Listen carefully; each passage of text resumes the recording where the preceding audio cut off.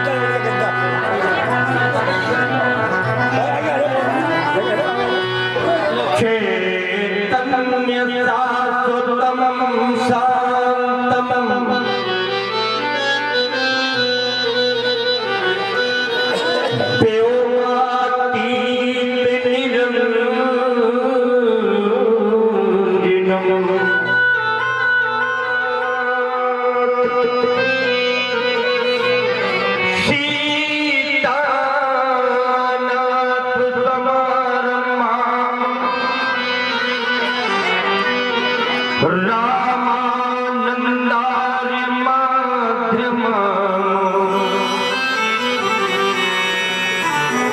अस्मदाचार्य परेता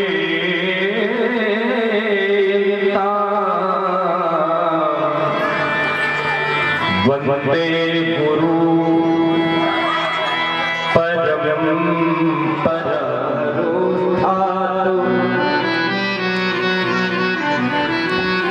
कोलेन्दु सुंदर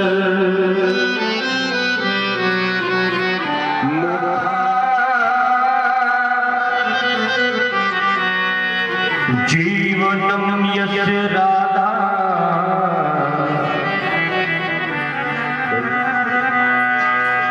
नारायणं नमस्कृत्य नरं चैव नरोत्तमं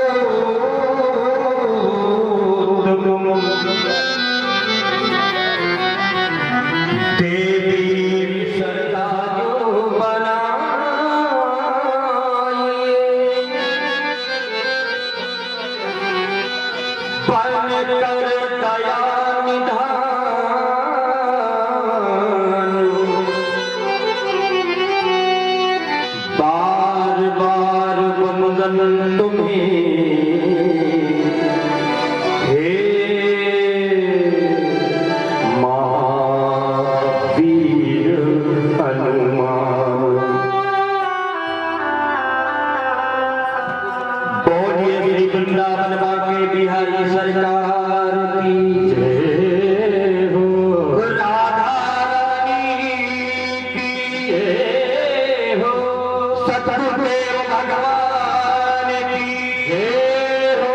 श्रीमद्भागवत महापुराण की जय हो।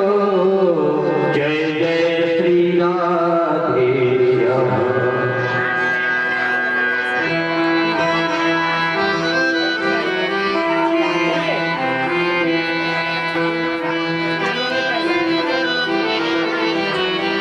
आइए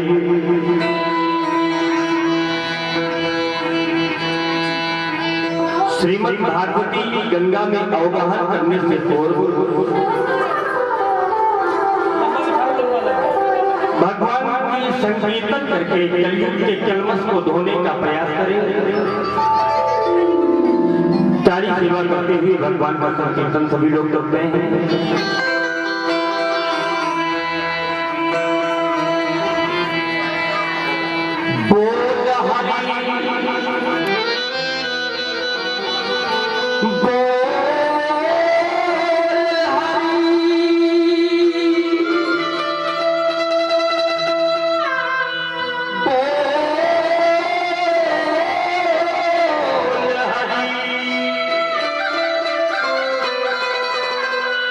हरि हरि बोल।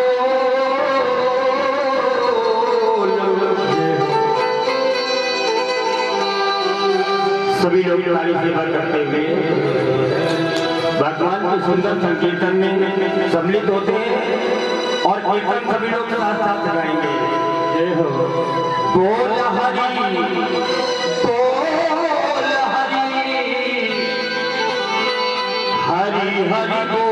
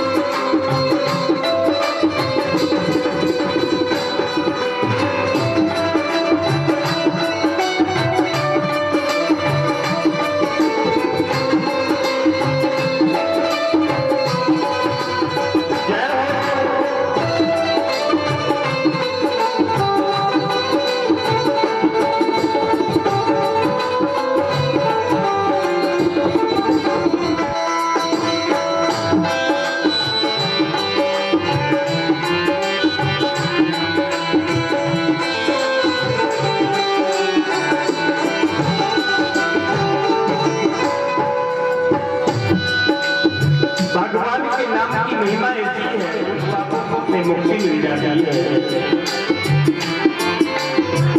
नाम प्रभु का है दुखकारी, नाम प्रभु का है दुखकारी, नाम प्रभु का है दुखकारी, नाम प्रभु का है दुखकारी।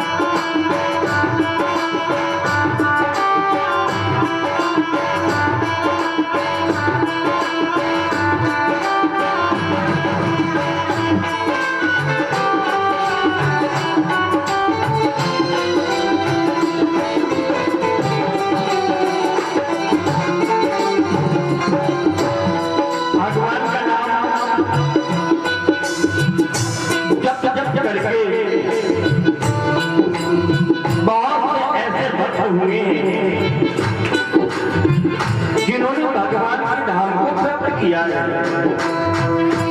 और वो कौन कौन है?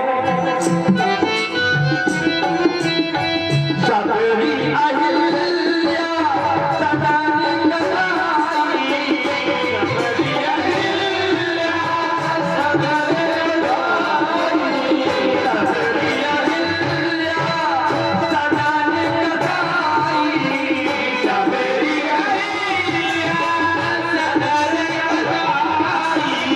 राम जपते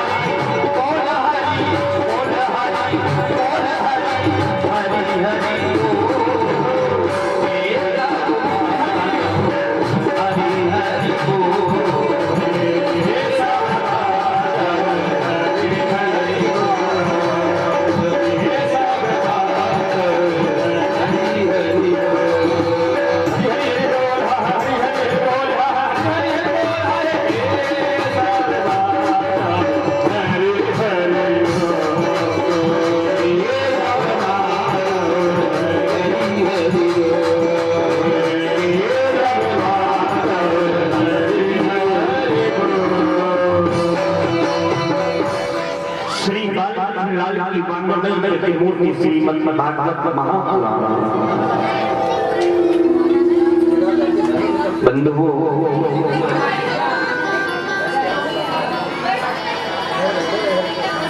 श्री राधा रानी की कृपा के कारण श्री बांके बिहारी लाल की असीम अनुकंपा के कारण आज पंचम दिवस की कथा में हम सभी प्रवेश करने जा रहे हैं। कल की कथा के अंतर्गत आप लोगों ने बड़ा ही सुंदर भगवान का जन्मोत्सव सभी लोगों ने मिलकर के मनाया। बस देव जी के हाथों में हमें हड्डियां, पैरों में बेड़ियां पड़ जाती हैं। जैसा पहले था वैसे ही हो गया। कंस को जब पता चला कि आठवें गर्भ के रूप में कन्या हुई है, तो कन्या को देख देख के कंस ने तो पहले सोचा कि ये तो कन्या है, इसे क्या माना, इसे नहीं माना। लेकिन फिर कंस को याद आया कि आकाशवाणी ने कहा था गर्भो। आकाशवाणी ने ये नहीं कहा था कि आठवां पुत्र तेरा काल होगा। आकाशवाणी ने तो ये कहा था कि आठवां गर्भ तेरा काल होगा। और गर्भ में ये निश्चित नहीं था कि कन्या होगी कि पुत्र होगा। कंस को याद आया कि आठवें गर्भ के रूप में कन्या हुई है, ऐसा न हो कि ये कन्या मेरी काल में। तो कंस ने उस कन्या के पैर पकड़कर जैसे ही पत्थर में पटकना चाहा, कन्या हाथ से झिटक गई, आकाश में उड़ गई और आकाश में उड़ करके वहीं से उस कन्या ने आकाशवाणी किया, अरे दुष्ट कंस, तू मुझे क्या मारेगा? तेरा मारने वाला तो ब्रज परिसर में जन्म ले चुका है। कंस ने सोचा ब्रज में जन्म ले चुका है, ऐसा कैसे हो सकता है? इतना सावधान था मैं, लेकिन फिर भी मेरा शत्रु, मेरा काल ब्रज में पैदा हो गया। और इधर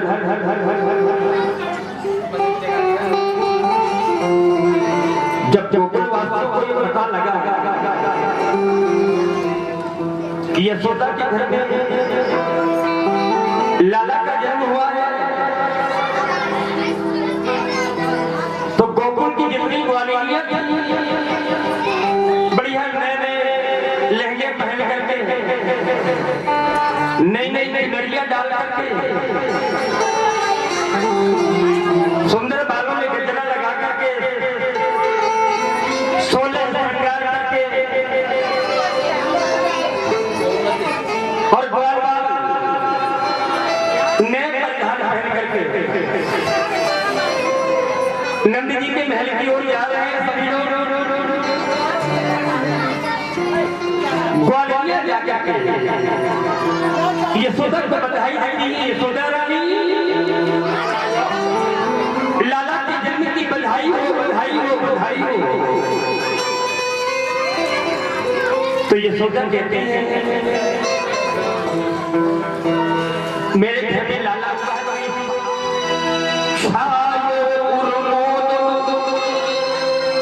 भाइयों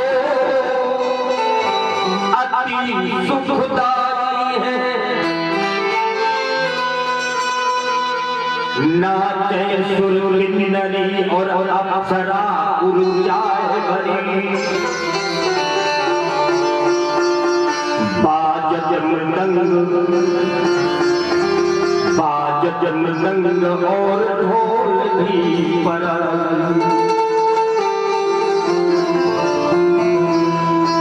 सारी बाबा भीड़ लगा करके नंद बाबा के महल में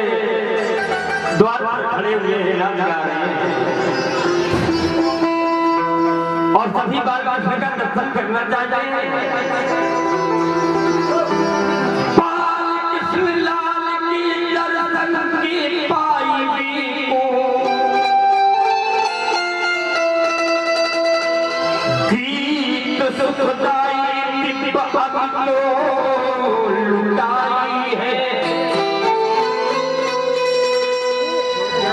गोपियां आपस में बातें कर रही हैं। देखो सखी आली नैन कीजिए निहाली।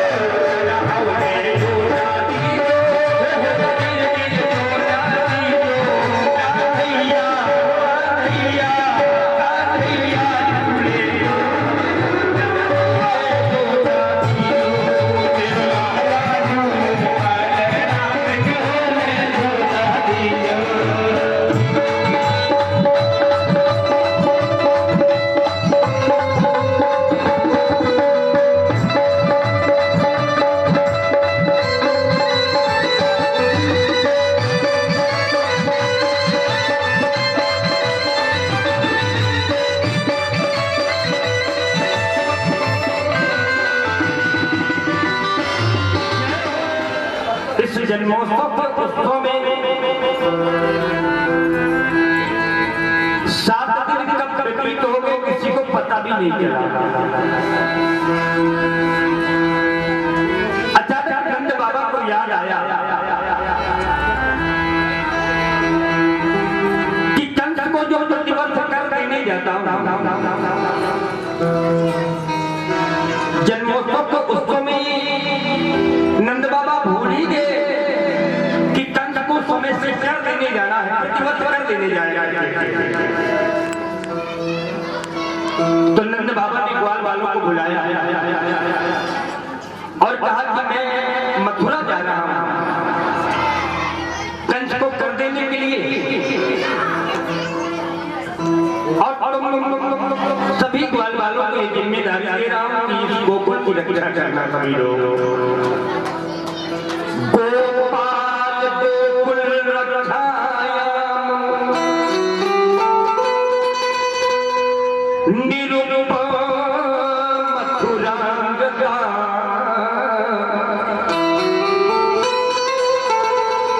नंदः हंसस्य वार्षिकम्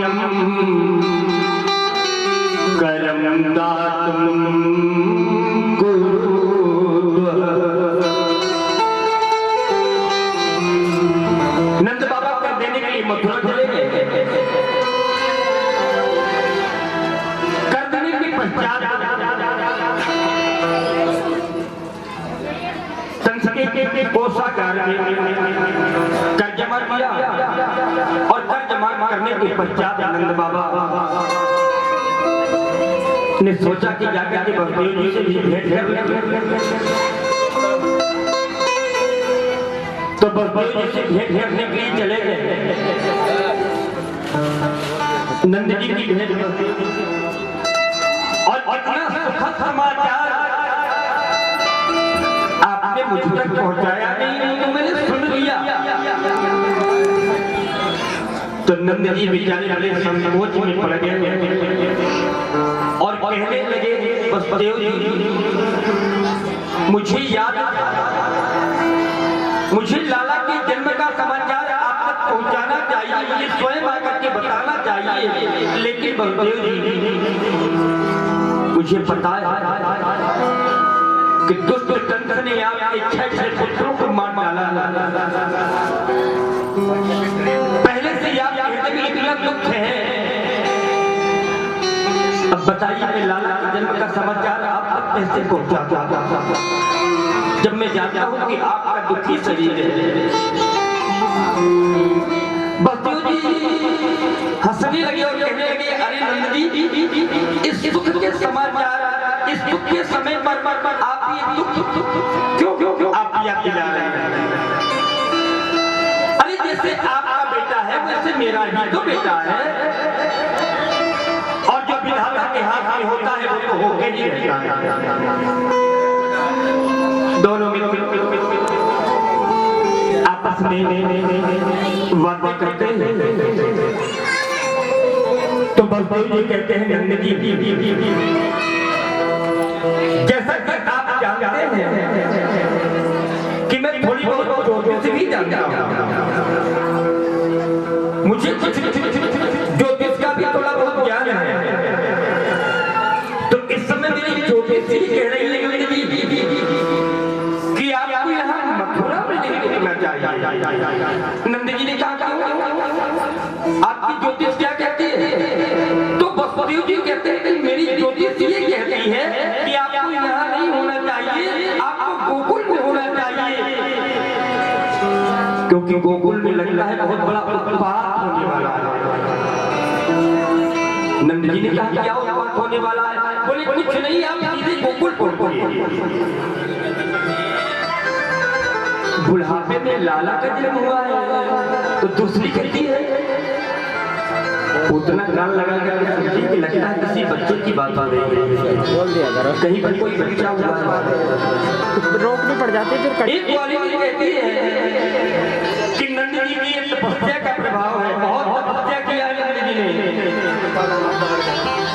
वो इतना सोचने लगे कि बच्चा हुआ है, बालक हुआ है कोई, इसको भी लिया। और लगता है उसी बालक के लिए मुझे कंस नहीं आ रहा। लेकिन अपने इस राक्षसी देश में अगर जाऊंगी तो सब लोग जान जाएंगे।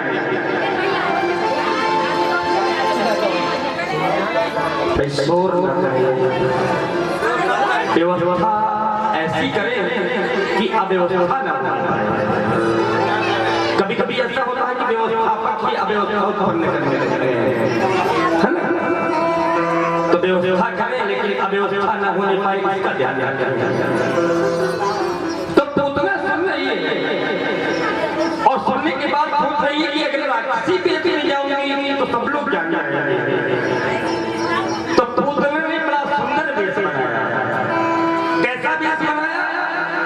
इतना सुंदर वेश बनाया पूतना ने, इतना सुंदर वेश बनाया कि साक्षात श्री देवी लगी।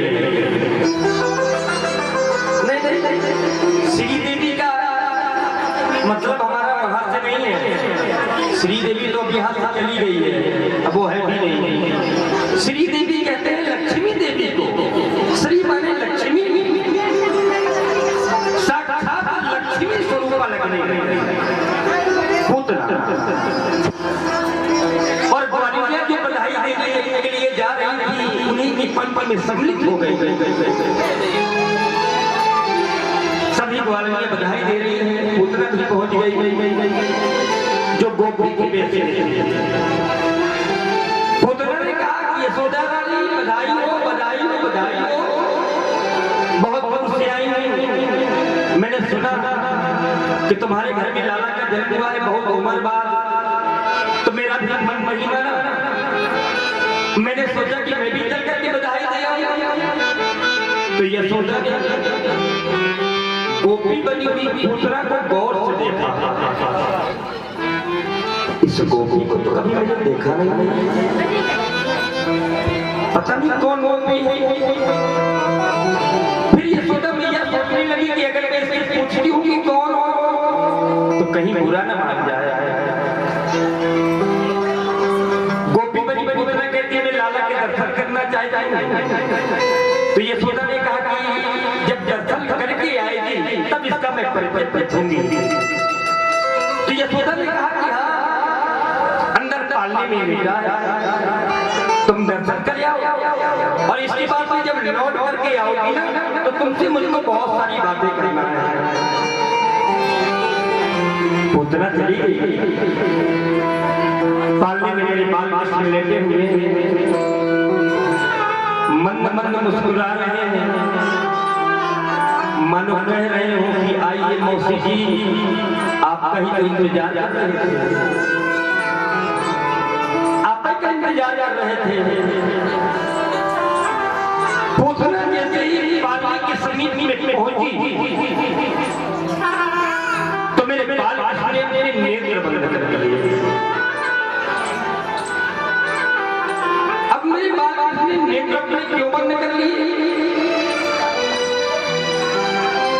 तो इसमें कई संतों के अपने अपने भाव हैं। कोई संत कहते हैं कि भगवान का धरती में आने का जो उद्देश्य है, अवतार धारण करने का जो उद्देश्य है वो है परित्राणाय साधूनां विनाशाय च दुष्कृतां धर्म संस्थापनार्थाय संभवामि युगे युगे। दुष्टों को मारने के लिए, साधु संतों की रक्षा के लिए भगवान अवतार धारण करते हैं। तो भगवान ने नेत्र इसलिए बंद कर लिए कि भगवान नेत्र बंद करके मंगलाचरण कर रहे हैं कि दुष्टों का विनाश करने का ये प्रथम अवसर है। ये दुष्टाई है तो इसका वध करना है, तो भगवान मंगलाचरण करने के लिए अपने दोनों नेत्र बंद कर लिए। एक संत भाव देते हैं कि भगवान ने अपने नेत्र इसलिए बंद कर लिए कि भगवान लेटे लेटे ये सोच रहे हैं कि 24 अवतारों में हमारे दो ही तो मुख्य अवतार हैं, एक राम अवतार और एक कृष्ण अवतार। और दोनों ही अवतारों में सबसे पहले हमको राक्षसी को मारना पड़ रहा है। राम जी ने सबसे पहले किसको मारा? ताड़का को मारा। जब विश्वामित्र जी के साथ में यज्ञ रक्षा के लिए गए थे ना, तो सबसे पहले ताड़का मिली थी। चली जा मुनि तीन दिखाई और सुनी ताड़का क्रोध कर आई, तो एक ही बार प्राण हर लीधा, 3000 प्रभु निज पद दी। तो राम जी ने सबसे पहले ताड़का को मारा और कन्हैया जी ने पूतना को मारा। तो भगवान लेटे लेटे आंख बंद करके सोच रहे हैं कि दो ही मुख्य अवतार हैं और दोनों ही अवतारों में सबसे पहले राक्षसी को मारना पड़ रहा है। एक संत भाव देते हैं कि भगवान ने इसलिए अपने नेत्र बंद कर लिए। भगवान नेत्र बंद करके भोले बाबा को, भगवान शंकर को मना रहे हैं कि भोले बाबा कृष्ण अवतार लिया है तो माखन मिश्री खाने के लिए लिया है, माखन मिश्री खाने के लिए हमने ये कृष्ण अवतार लिया है और ये मौसी जी आ गई हमको जहर पिलाने के लिए। तो भोले बाबा जहर पीने का प्रयास आपको ज्यादा। तो भगवान नेत्र बंद करके भगवान शंकर को बना रहे हैं कि जहर जहर आप पी लीजिए और मौसी का दूध हम पी लेंगे। तो भगवान अपने नेत्र बंद करके भोले शंकर को मना रहे हैं। अनेक संतों के अपने अपने भाव हैं। भगवान ने नेत्र क्यों बंद कर लिए? भगवान नेत्र बंद किए हुए लेटे हुए हैं तो पुत्र ने भगवान को अपनी गोद में उठा लिया। गोद उठाने के बाद पुतना के स्तन पर जो जहर लगा था, पुतना ने भगवान का अपने दूध में लगा दिया। तो भगवान ने सबसे पहले पुतना का जहर पीने के बाद मेरे बाल पुतना का दूध पीने लगे।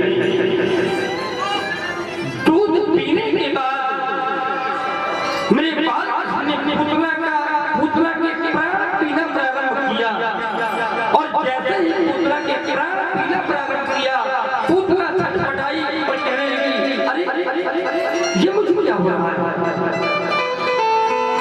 पुतना तड़पने लगी और कहने लगी, अरे ये क्या हो रहा है?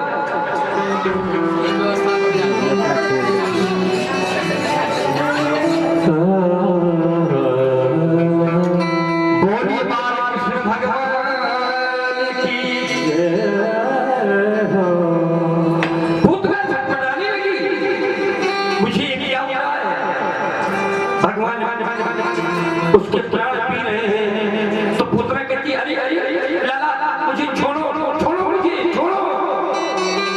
तो भगवान कहते हैं कि मौसी जी हम तो केवल पकड़ना जानते हैं, छोड़ना हमको नहीं आता है। तो पुतना कहते हैं कि 7 दिन का बालक ये बोल रहा है, ये बड़ा ही विलक्षण बालक है, आश्चर्यजनक बालक है।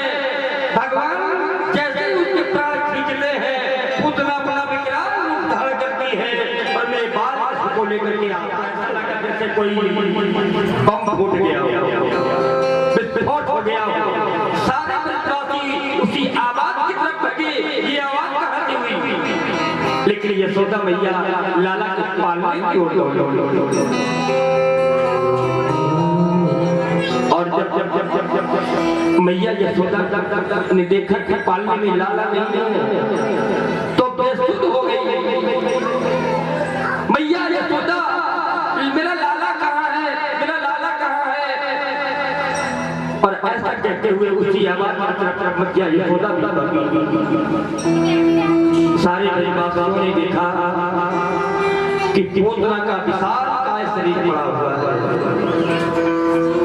मैया यशोदा ने देखा कि पुत्रा के विशाल काय शरीर पर मेरे बाल क्रीड़ा कर रहे हैं तो एक लंबी सीढ़ी मंगाई गई, कई सीढ़ियां जोड़ी गई आपस में, तब जाकर के अयोध्या के शरीर तक वो सीढ़ी पहुंची। किसी तरह से मेरे बाल बासु को उतारा गया, मैया ने अपने लाला को गोद में ले लिया और दूध पिलाने लगी। तो मेरे बाल मुस्कुरा करके अपनी मैया का दूध पीने लगे। तो मैया ने सोचा कि लाला मेरा ठीक है, मेरे लाला को कुछ नहीं हुआ। इधर मैया लाला को लेकर के आती है, सोच रही है कि राक्षसी के शरीर पर ये खेल रहा था, इसको राक्षसी उठा करके ले गई थी। तो बाल कृष्ण को गोमूत्र से स्नान करवाया, गोबर से स्नान करवाया, इसके बाद में गंगा जल से स्नान करवाया और मैया यशोदा लाला की नजर उतार रही है, नजर उतार रही है मैया। मेरे लाला की नजर तो न लग गई और इस काम में हमारी माताएं बहुत आगे रहती हैं। नजर उतारने वाला विभाग बहुत मजबूत रहता है। कोई माताएं पत्नी बंदी को दरवाजे में टांग देगी, उंगलियां फोड़ेंगी, जिसकी नजर लग गई हो उसकी आंखें फूट जाए, न जाने पता नहीं क्या क्या आता है। तो भैया यशोदा भी अपने लाला की नजर उतार रही है और भगवान का झाड़ा लगा रही है। झाड़ा किस प्रकार से लगा रही है? इंद्रियाणी ऋषि के साथ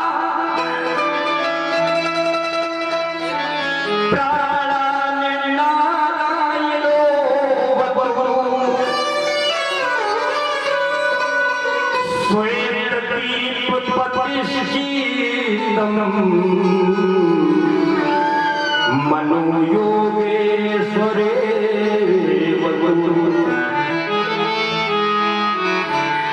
मैया झाड़ा लगा रही है, कह रही है भगवान ऋषिकेश मेरे लाला की इंद्रियों की रक्षा करें, मेरे लाला के प्राणों की रक्षा भगवान नारायण करें। श्वेत देवी के पति भगवान मेरे लाला के चित्त की रक्षा करें और भगवान योगेश्वर मेरे लाला के मन की रक्षा करें। अब देखिए योगेश्वर भी भगवान का नाम है, नारायण भी भगवान का नाम है और ऋषिकेश ये भी भगवान का ही नाम है। तो भगवान लेटे लेटे सोच रहे हैं कि झाड़ा भी हमारा लगाया जा रहा है और नाम भी हमारा, हमारी नजर भी उतारी जा रही है, हमारा नाम ही लेकर के उतारी जा रही है। लेकिन एक बात, नाम की महिमा ये अनमोल है। राम न सके नाम गुण गाए, जय हो। राम भी नाम की महिमा को नहीं समझ पाते।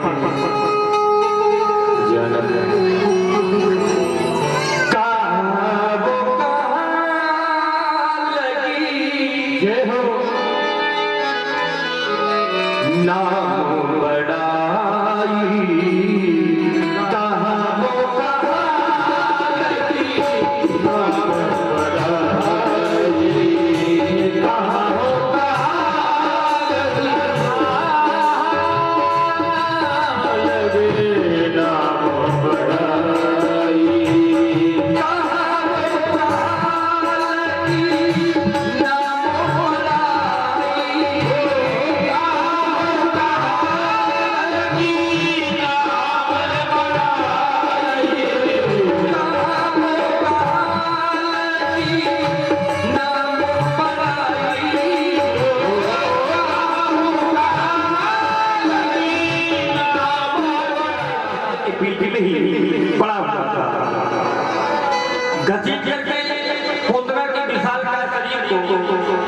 जब किनारे ले गए और पूतना का शरीर जब पृथ्वी पर गिरा था तो न जाने कितने पेड़ गिर गए।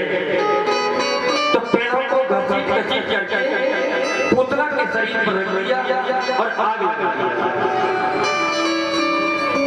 जिस समय पूतना के शरीर को आग लगाया गया तो इतनी सुंदर सुगंधी निकली कि सारा परिमंडल उस सुगंधी से सुगंधित हो गया। परीक्षित चौंक पड़े। गुरुदेव आप कहते हैं कि पूतना के शरीर से सुगंधी निकली, तो आचार्य गुरुदेव कहते हैं हाँ परीक्षित सुगंधी इसलिए निकली कि भगवान ने पूतना को वो धाम दिया जिस धाम में बाली यशोदा मैया। राजा परीक्षित कहने लगे ऐसा क्यों किया भगवान? तो आचार्य गुरुदेव कहते हैं पूतना लोकपालकनी राक्षसी रुधिरासिना जिघासिया विहरे इस सन्नम तत्वाप सद्गति। आचार्य गुरुदेव कहते हैं पूतना बच्चों की हत्या राक्षसी थी, रुधिरासिना बच्चों का खून पीती थी, सब बातें ठीक है, लेकिन काम सुलेमान का किया जिघासिया विहरे स्तनम तत्वाप सद्गति।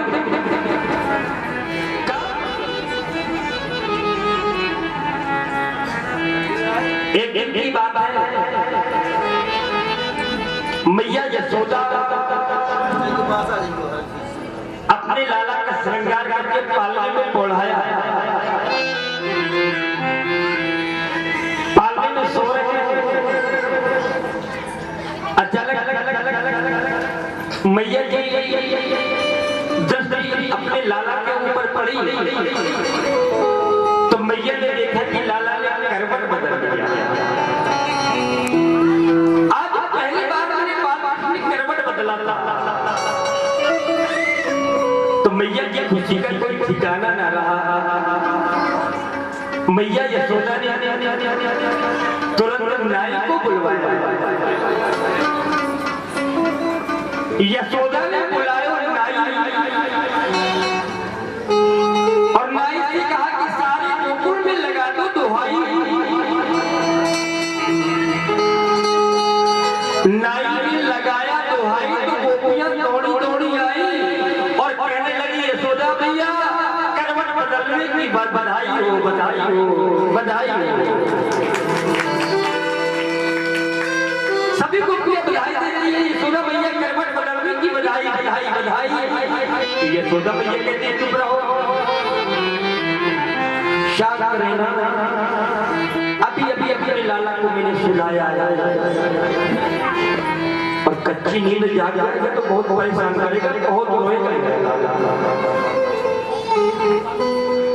तो गोपियां कहती हमको तो नाचना तो यशोदा मैया कहती है कि नाच गाना थोड़ा शांत रहो भी। तो यशोदा मैया ने लाला का पालना उठाया और दूसरे आंगन में बैलगाड़ी बिना बैलों की खड़ी थी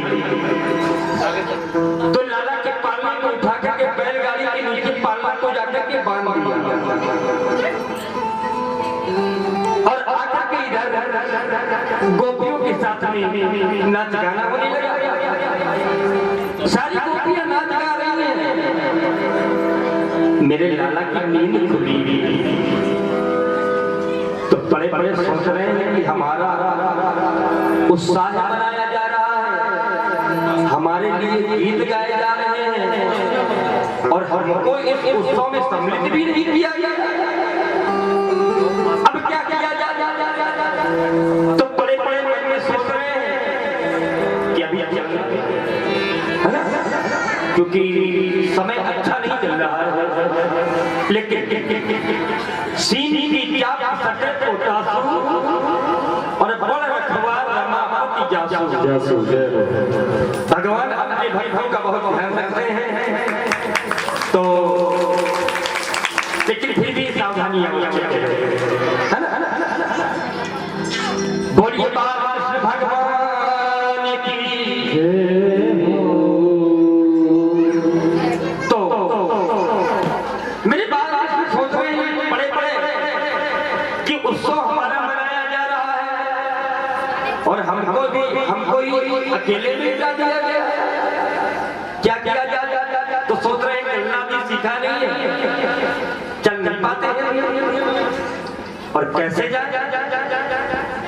तो मेरे लाला ने सोचा कि चलो रोना शुरू करते हैं,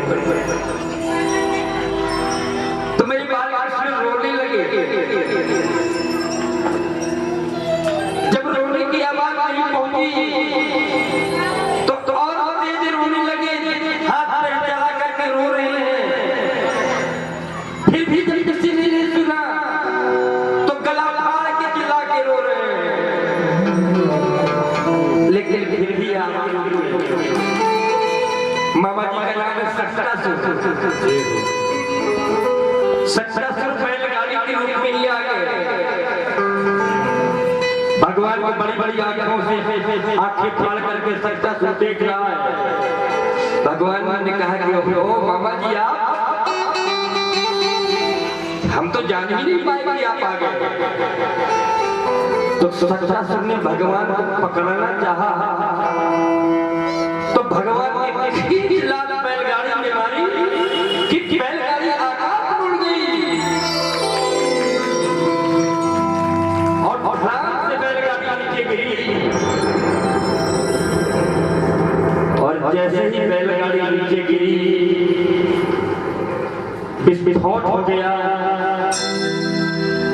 तो गाना बजाना बंद। ये सोचा मैया दौड़ी दौड़ी उस आंगन में आई जहां पर बैलगाड़ी खड़ी थी। ये सोचा मैया ने देखा कि पालना बिल्कुल सुरक्षित है और श्रीमान जी बड़े बड़े मुस्कुरा रहे हैं, लेकिन दूर बैलगाड़ी चकनाचूर हो गई है।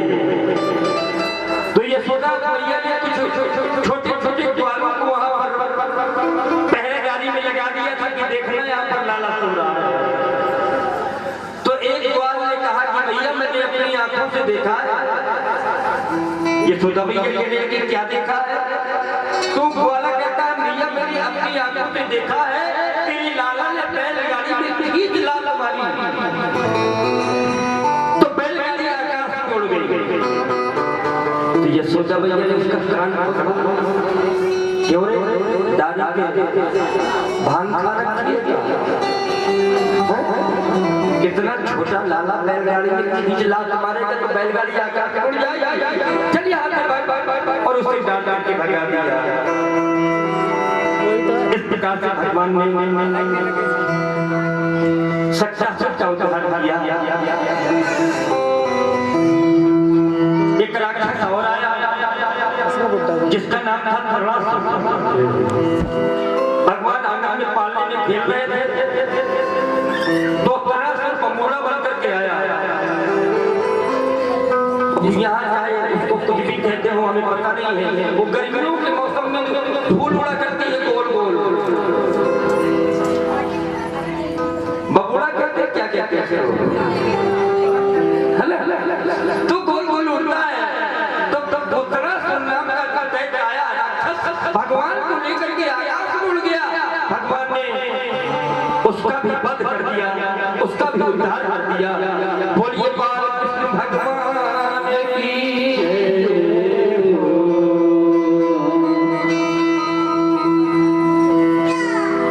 एक दिन की बात बस देवी ने अपने मन में सोचा कि 6 महीने बाद हमारे वंश में हमारे कुल में नाम करना होता है। मेरे दोनों बेटे कृष्ण और बलराम जिनका पालन पोषण नंद जी के यहाँ हो रहा है और नंद जी उनको अपना ही पुत्र मानते हैं क्योंकि उन्हें कुछ पता नहीं है।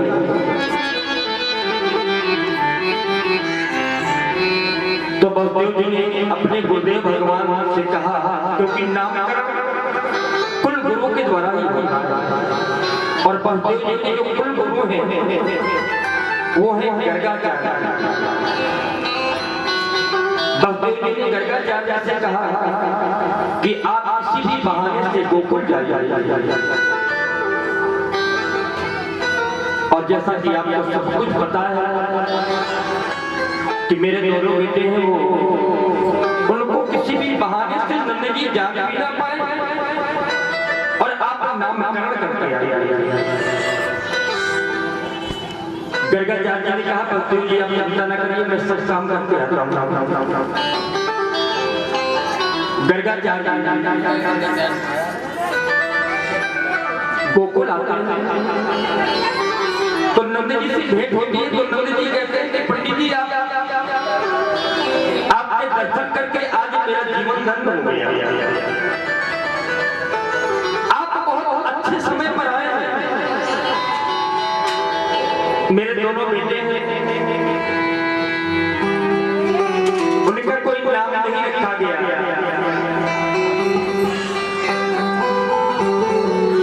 मैया यशोदा कनुआ कहकर के बुलाती है बलुआ कहकर के बुलाती है लेकिन कोई नाम नहीं है। और हम चाहते हैं कि आपके द्वारा अगर दोनों बालकों का नामकरण हो जाए तो ये तो बड़ा श्रेष्ठतम होगा। तो गर्गाचार्य ने कहा कि नंद जी हमारी शर्त है, शर्त ये है कि हम बलदेव जी के कुल गुरु हैं और कंस को इस बात का संदेह भी है कि आपके घर में जो बालक है ये बलदेव जी के ही बालक है। कंस को ऐसा संदेह है तो नामकरण में करूंगा तो लेकिन आप कोई उत्सव नहीं मनाएंगे, बहुत सूक्ष्म रूप से अकेले में नामकरण करवा लीजिए। तो नंदी जी ने कहा कि पंडित जी ऐसा कोई उत्सव नहीं बनेगा और आप गौशाला में चलकर दोनों बालकों का नामकरण कर दीजिए। गर्गाचार्य ने कहा हाँ ये ठीक रहेगा। अब यशोदा को पता चला कि गर्गाचार्य के द्वारा गौशाला में नामकरण हो रहा है तो यशोदा ने रोहिणी से कहा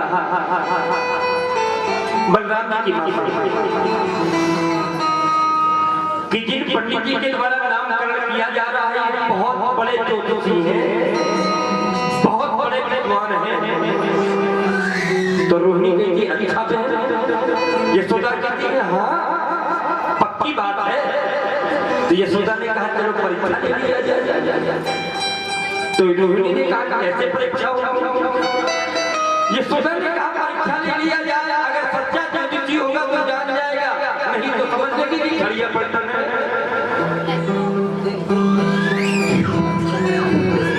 तो रोहिणी ने कहा कैसे परीक्षा लेंगे? तो यशोदा ने कहा कि मैं तुम्हारे बालक को अपनी गोद में लेकर के बैठ जाऊंगी, तुम मेरे कनुआ को लेकर के बैठ जाओगे और सच्चा जो ज्योतिषी होगा तो जान जाएगा कि कौन किसका बेटा है। अब दोनों अपने अपने बाल को बदल करके बैठ गए। यशोदा जी ने बलराम जी को ले लिया और रोहिणी जी ने भगवान श्री कृष्ण को ले लिया। अब दोनों लेकर के बैठ गए गर्गाचार्य के सामने और गर्गाचार्य ने जैसे ही देखा भगवान श्री कृष्ण के दर्शन किए तो देखते ही कैसे देखते रह गए जैसे विश्वामित्र जी ने जब राम जी को देखा तो राम देख मुनि देह विसारी। विश्वामित्र जी ने जब राम जी को देखा तो अपनी देह को बैठे, देह का भान ही न रह गया।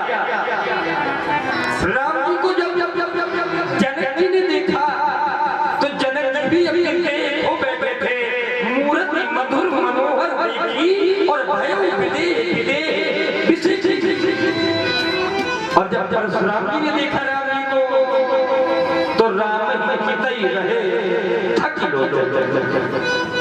इसी प्रकार से जब गर्गाचार्य ने भगवान बालकृष्ण को देखा तो खो बैठे अपने आप को, बस देखते रहे। तो यशोदा ने रोहिणी से कहा कि पंडित जी को क्या हुआ? तो रोहिणी कहते चले गए क्या? पंडित जी विदा हो गए क्या? तो यशोदा ने पंडित जी गर्गाचार्य देख रहे हैं। तो यशोदा कहती सही में नहीं चले गए क्या? तो दोनों ने ताली बजाई तो गर्गाचार्य को होश आया।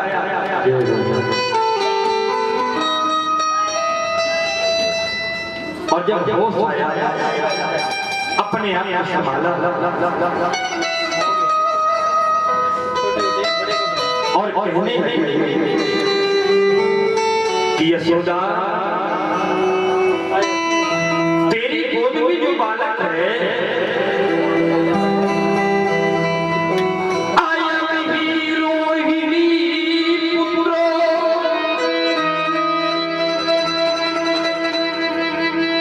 ये तुम्हारा पुत्र नहीं है, ये रोहिणी का पुत्र है। तो यशोदा ने अपने हीरे की अंगूठी उतारी और पंडित जी के चरणों में रखकर के प्रणाम कर दिया और रोहिणी से कहने लगी सच्चा ज्योतिषी है, कोई खड़िया पत्थर नहीं है।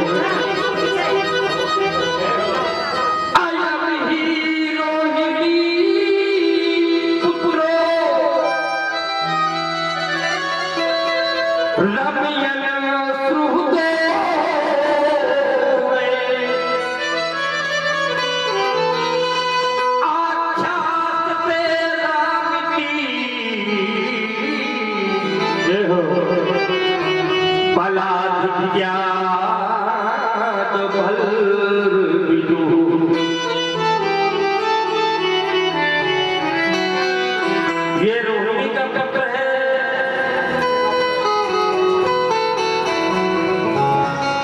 रमणीय श्रोते गुण ये मित्रता का विशेष महत्व देगा।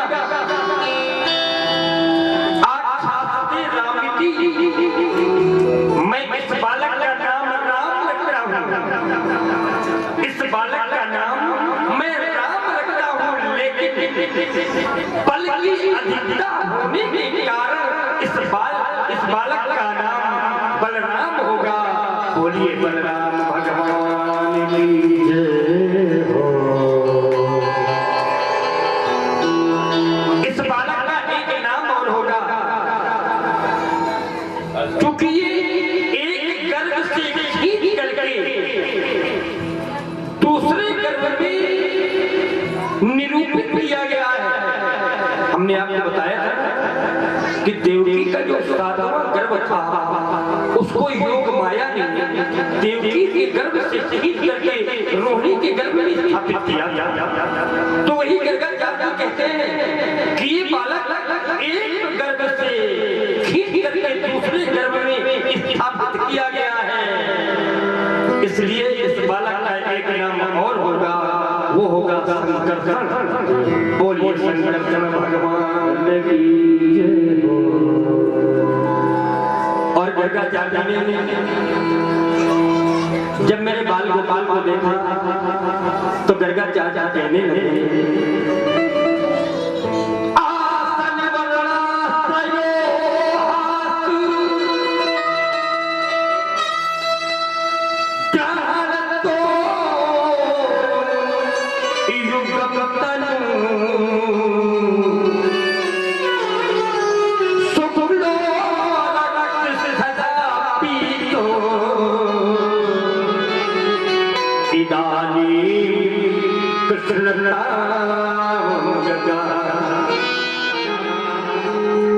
कृष्ण ऐसा होगा।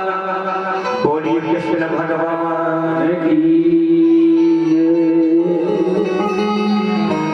गर्गाचार्य कहते हैं इस बालक के अनेकों नाम होंगे, इनके नाम अनेक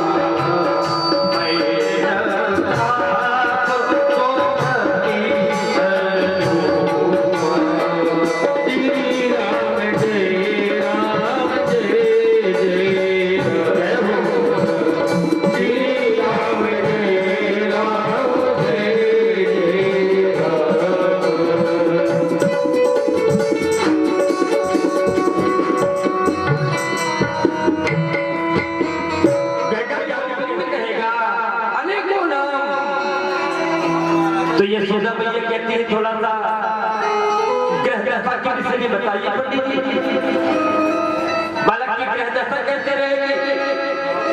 तो गर्गाचार्य कहते हैं कि ये बालक यशोदा मैया तुम्हारा ग्रह दशा बताती है कि एक नंबर का चोर होगा, एक नंबर का चोर निकलेगा। गर्गाचार्य कहते चोर नहीं, चोरों का सरदार बनेगा। यशोदा मैया चिंता में पड़ गई। तो गर्गाचार्य कहते हैं कि ये पैसा रुपया नहीं चुराएगा, ये मांग मिश्री चुराएगा, तुम्हारी कीर्ति को बढ़ाएगा यशोदा मैया। इस प्रकार भगवान का नाम करना होता है, समय व्यतीत होता है। एक दिन की बात है, काले ने ब्रजताल देव पोखरे राम के सिवा। एक दिन की बात है, यशोदा मैया ने अपने लाला का श्रृंगार किया, कमर में गर्दनी बांधी,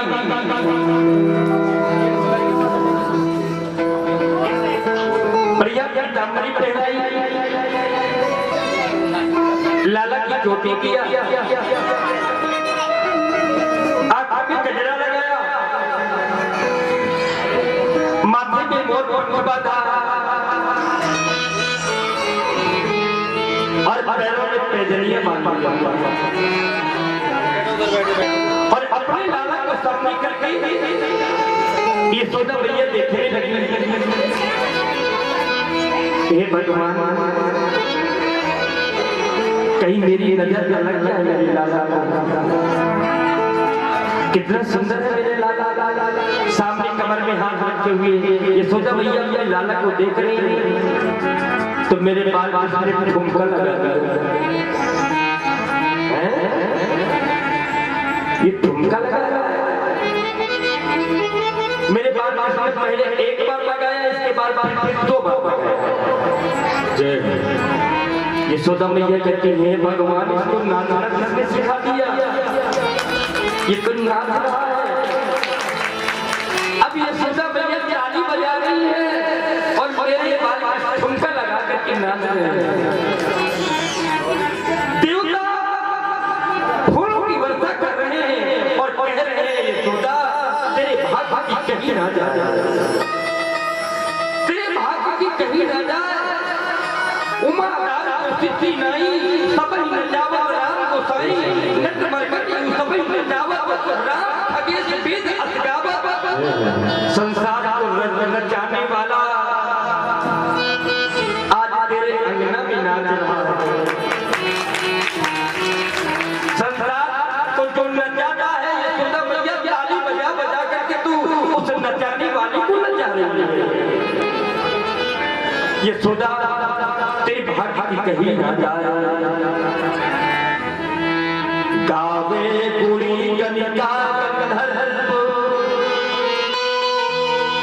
सारद से तो सब गुण गावे, नामो अनंत गणंत गणेश जो ब्रह्मा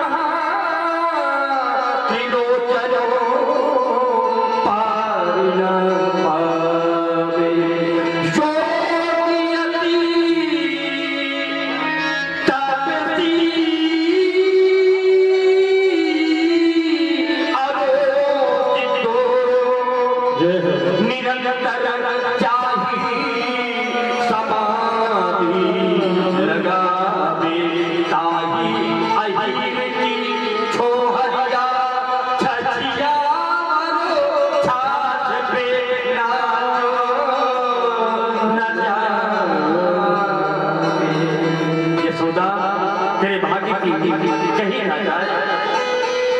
भगवान अपनी बाल लीला इस प्रकार से दिखा रहे हैं। आज मेरे लाला पालने में सो रहे थे, मैया पालने के पास में गई,